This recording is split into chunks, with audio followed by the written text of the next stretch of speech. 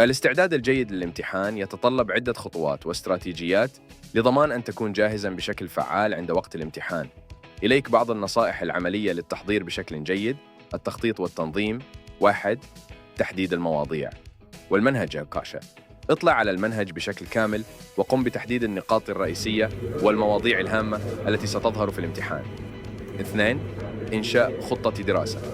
قم بإنشاء جدول زمني للدراسة يشمل جميع المواضيع بالتساوي. حدد أيضاً أوقاتاً للمراجعة وحل الأسئلة السابقة. 3. تحديد الموارد المناسبة.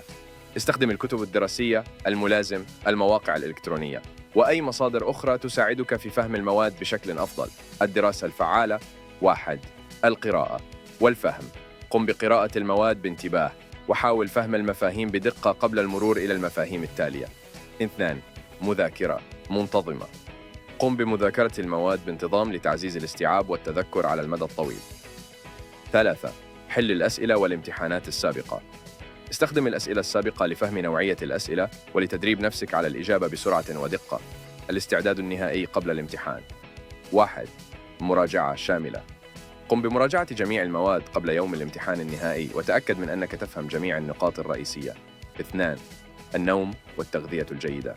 تأكد من الحصول على قسط كاف من النوم قبل الامتحان وتناول وجبة خفيفة ومغذية قبل الذهاب لضمان الطاقة الكافية. 3. الاسترخاء وإدارة التوتر. استخدم تقنيات الاسترخاء مثل التنفس العميق والمشي الهادئ للمساعدة في تهدئة الأعصاب قبل الامتحان. 4. التوقف عن دراسة اللحظات الأخيرة. تجنب محاولة دراسة مواضيع جديدة في اللحظات الأخيرة، بل ركز على مراجعة النقاط الرئيسية والاستعداد النفسي. الاستراتيجيات أثناء الامتحان. 1. قراءة الأسئلة بعناية.